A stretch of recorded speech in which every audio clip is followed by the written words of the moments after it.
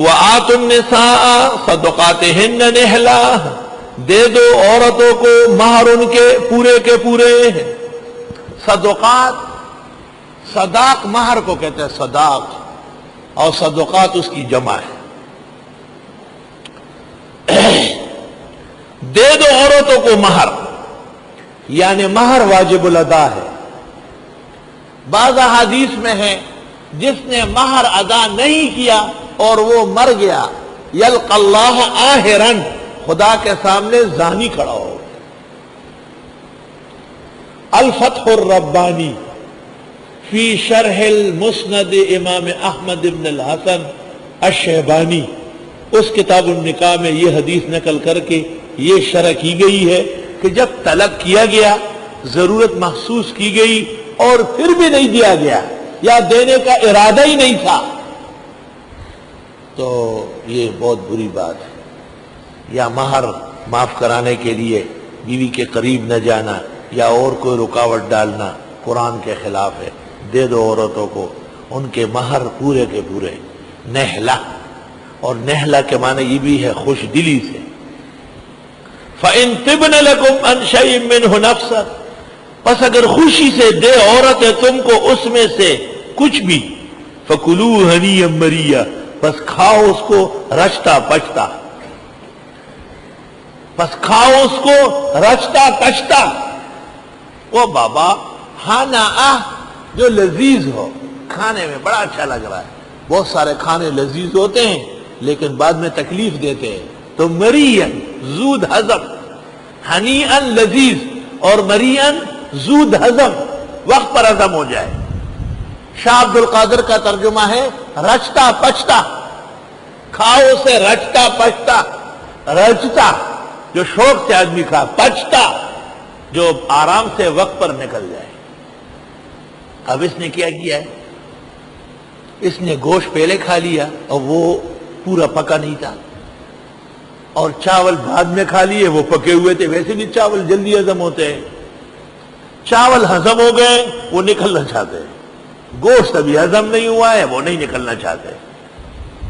دے دمی دودھی کی اور ڈیڑھ بجے تو ہوگی گی تا خیٹ اوٹا سوم تا پھوٹا خوراک کے۔ پہلے وہ چیزیں کھاؤ جو جلدی ہضم ہوتی ہے، اخیر میں وہ کھاؤ جس کے کھانے میں ذرا دیر ہو، ورنہ آپس میں تصادم ہو جائے گا۔ وہ ایک چھوٹا بچہ تھا اور فریادیں کرتا تھا، اوئے دودھی، تو لوگ حیران تھے کیا ہے دودھی کی۔ اس جیسے ایک بچہ لایا گیا لیکن اس کی زبان صاف تھی۔ اس نے کہا کیا ہے، دودھی کی۔ اس نے کہا لے دے چنی دودھی دے گا۔ اس نے کہا میرے پیٹ میں درد ہے، کہا تھوڑا کھاتے تو درد نہ ہوتا۔ لگ خوراک خوڑے لوے نعمت تے اور نرم سزونا خوڑل چی میدہ بانے و کلمو بانے بوجھ رانشی لوے سعادت تے۔ حضرت علی کرم اللہ وجہہ سے تفسیروں میں یہاں منقول ہے کہ اگر کسی کو دائمی مرض ہو، خاص کر پیٹ کا، ہمیشہ تکلیف میں رہتا ہے، درد محسوس کرتا ہے، گیسز بنتے ہیں اور سر درد رہتا ہے، یہ تمام پیٹ خرابی ہے، سب کچھ پیٹ ہے۔ پیٹ صحیح رکھو، ہر چیز صحیح ہو۔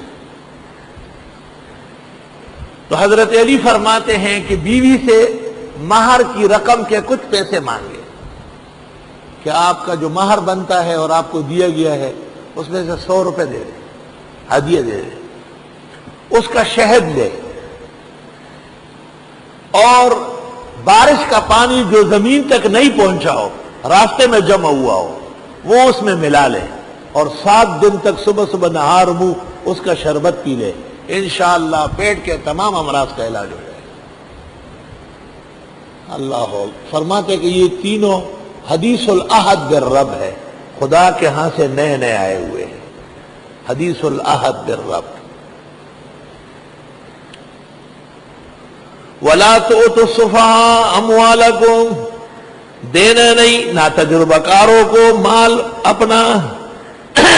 فرمایا پہلے کہ یتیموں کو مال دو، پھر خطرہ پیدا ہوا کہ وہ تو چھوٹے بچے ہیں، لٹا دیں گے آئس کریم اور بوتلوں میں۔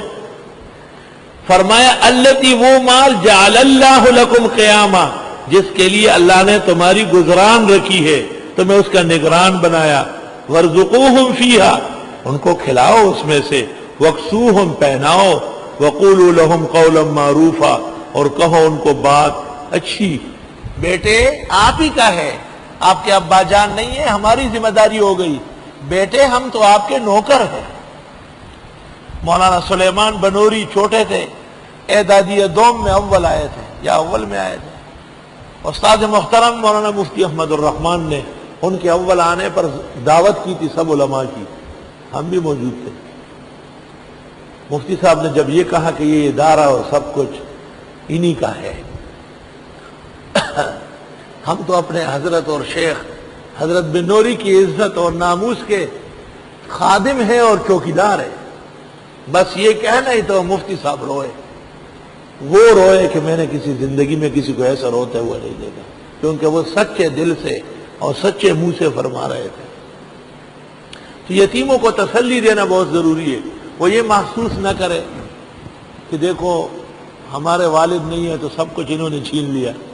وابتلوا الیتامی، جانچتے رہو یتیموں کو، جاؤ آج آٹا خرید کے لاؤ، کتنے کا لے آئے، سبزیاں لے کے آؤ، آج اپنے لیے سوٹ خرید کے لاؤ، گاڑی کون سی پسند کرتے ہو، چلانا جانتے ہو، کیسے چلاؤ گے، اس طرح مختلف آزمائش، تاکہ جب یہ جوان ہو بالغ ہو تو تجربہ ہو چکا ہو۔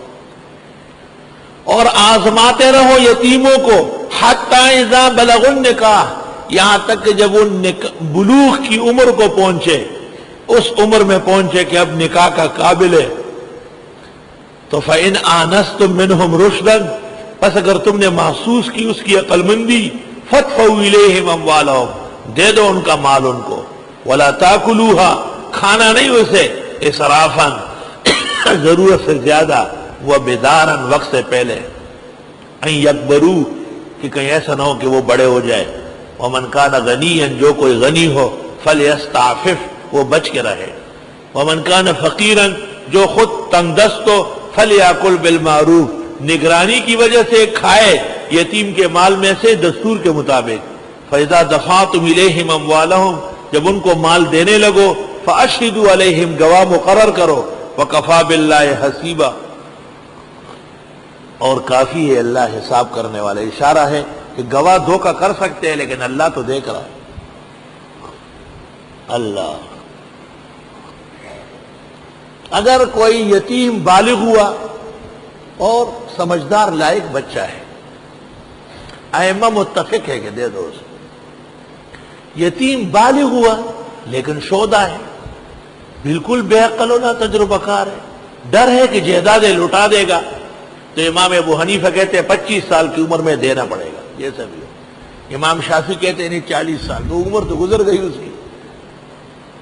امام اعظم کہتے ہیں 25 سال کی عمر میں تو وہ دادا بنتا ہے، کیونکہ 12 سال اقل بلوغ عمر ہے لڑکے کی، اور 6 سال کم از کم مدت حمل ہے، تو 12 سال میں شادی ہو گئی اور 6 مہینے میں بچہ پیدا ہو گیا، گرما گرم لڑکا تھا، وہ بچہ بھی جب 12 سال کا اور آتا تو اس کا بھی نکاح ہو گیا، بلکہ بچہ پیدا ہو گیا، تو 25 سال کا وہ پہلے ہو گیا نا، تو حضرت فرماتے کہ 25 سال میں تو دادا بن گیا، اس کو بھی کچھ دے نہیں رہے ہو، دے دو آپ۔ یہ فقی رائے ہے۔